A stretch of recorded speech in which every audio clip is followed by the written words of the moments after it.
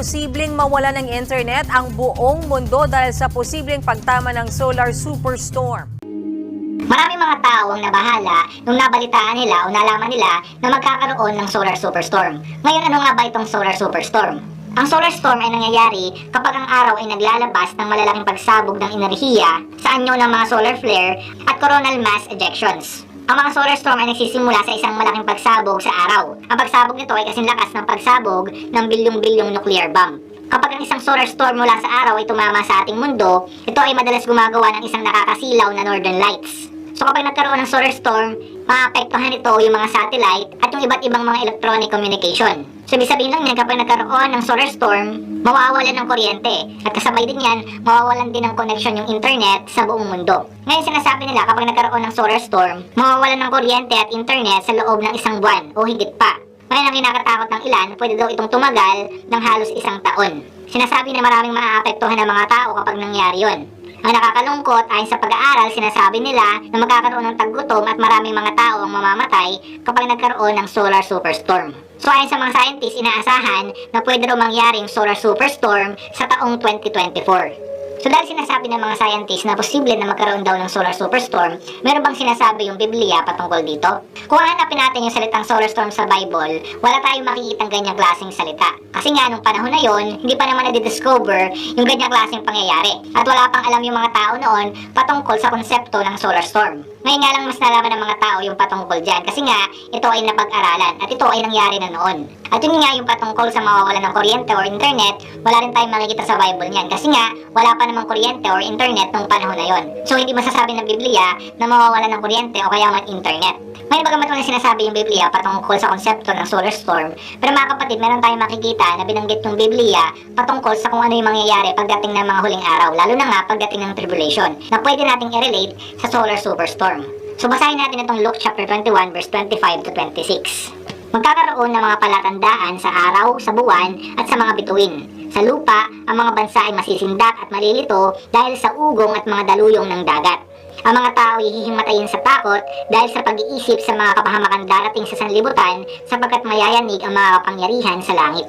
Itong binasa natin na ito, hindi pa ito nangyayari. So ibig sabihin, ito ay propesiya ng Biblia. Mangyayari pa lamang ito pagdating ng panahon. To be specific, ito ay mangyayari sa mga huling araw, lalo na nga sa pagbabalik ng ating Panginoong Jesucristo. Kung mapapansin nyo sa binasa natin, sinabi doon, magkakaroon daw ng palatandaan sa araw.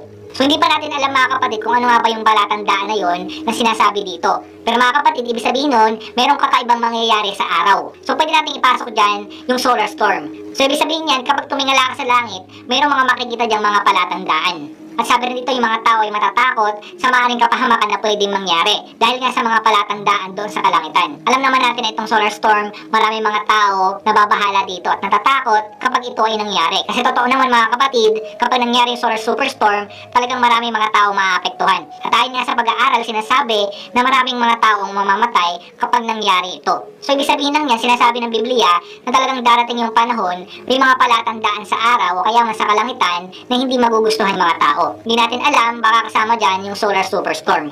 So masasabi natin mga kapatid na itong solar superstorm pwede talagang mangyari ito pagdating ng panahon. Kasi nga, nangyari na ito noon pa man. Actually, nagkaroon na ng solar superstorm noong taong 1859.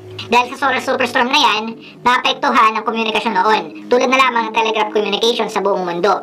May mga balita noon na nagkaroon ng mga spark doon sa telegraph machine. Dahil dyan maraming mga operator ang nakuryente. Dahil din sa solar storm, nagkaroon ng mga sunog. Dahil sa mga electric current na dumadaloy sa mga telegraph wire, nag-apoy daw yung mga recording tape sa mga telegraph station. So makikita natin na kahit noon pa man, kahit hindi ba ganun ka-advance yung technology, pero nakita natin yung malaking epekto nito.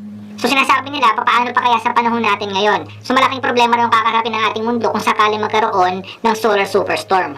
Ngayon, bagamat walang sinasabi totally yung Bible patungkol sa solar storm, pero ayon sa mga scientists, posible na mangyari ito dahil yun nga, nangyari na siya nung nakaraan. So mga kapatid, expect natin na talagang pwede mangyari yung ganitong kaganapan. Ngayon pwede natin sabihin na iaalaw ng Diyos itong solar superstorm dahil meron siyang ituturo sa mga tao. Kasi kung sakali mang mawala ng kuryente at internet, baka pwede ngayon yung maging daan para mas maraming tao ang mapalapit sa Diyos. At yun nga, mas makakilala sa Diyos. Dahil sa panahon natin ngayon, maraming mga tao, masyado na silang nakafocus sa internet. To the point na sila ay nawawala na ng time sa ating Panginoong Diyos. At minsan, hindi na nila napapansin yung ating Diyos dahil sa kaabalahan nila sa internet. Yung iba pagising pa lang nila sa umaga, ang una nilang hinahanap ay yung phone nila para sila ay makapag-internet. Nalilimutan na nila na unahin yung Diyos. So mga kapatid, pwedeng i-allow ng Diyos na mawala ng internet para mas maraming tao ang makapalapit sa Kanya. At mas ma-realize ng mga tao na dapat ang pagkatiwalaan lang natin ay walang iba kundi yung ating Diyos, hindi yung mga AI o yung internet. Kaya mga kapatid, pwedeng i-allow ng Diyos itong solar superstorm para matuto yung mga tao. Para makita nila na yung ating Diyos, siya lamang yung makapangyarihan, hindi yung mga kuryente o kaya man yung internet. At hindi lang yan, pwede rin nagamitin ng Lord yung solar superstorm para paalalahanan yung mga tao sa mundo na ito na malapit na siyang bumalik. Kasi meron naman talagang sinasabi yung Biblia patungkol sa mga kakaibang mangyayari sa kalangitan. Kasama na nga dyan yung araw. Tulad na lamang sa binasa natin kanina. So ibig sabihin yan, pwede magbigay ng sign yung Diyos sa kalangitan na siya malapit ng bumalik. Kung titingnan natin yung paligid natin sa panahon natin ngayon, napakarami ng mga palatandaan na nagpapakita na malapit nang bumalik yung ating Panginoong Kristo. Pero mga kapatid, bukod sa mga nakapaligid sa atin na nagpapatunay na malapit nang bumalik yung ating Panginoong Kristo, sinasabi rin ng Biblia na may mga palatandaan sa kalangitan na magsasabi sa atin na talagang tayo ay nasa mga huling araw na at malapit nang bumalik yung ating Panginoong Kristo. So ibig sabihin niya mga kapatid, hindi lamang sa mundo na ito tayo makakakita ng mga palatandaan, kundi doon din sa kalangitan na pwede nating makita sa buwan, sa araw, at sa mga bituin, na yan po yung sinasabi ng Biblia. Kaya mga kapatid, yung mga nasa kalangitan, yung mga nasa alapaap o kaya man nasa kalawakan, pwedeng magbigay ng sign na talagang malapit nang bumalik yung ating Panginoong Kristo. So itong solar storm na ito, dahil ito ay nasa araw, ibig sabihin yan mga kapatid, pwedeng yan yung palatandaan na malapit nang bumalik yung ating Panginoong Kristo. Kapatid, bagamat hindi maganda yung magiging epekto ng solar superstorm sa ating mundo, pero huwag kayong mag-alala. Kasi mga kapatid, sasamahan tayo ng Diyos. Ngayon, hindi naman natin alam kung kailan talaga mangyayari itong solar superstorm. Pwedeng bago mag-rapture o kaya man pagkatapos na ng rapture. Pero ang gusto ko lamang sabihin sa inyo dito, dapat maging handa kayo. Ano man ang mangyari. Kasi nga nasa mga huling araw na tayo.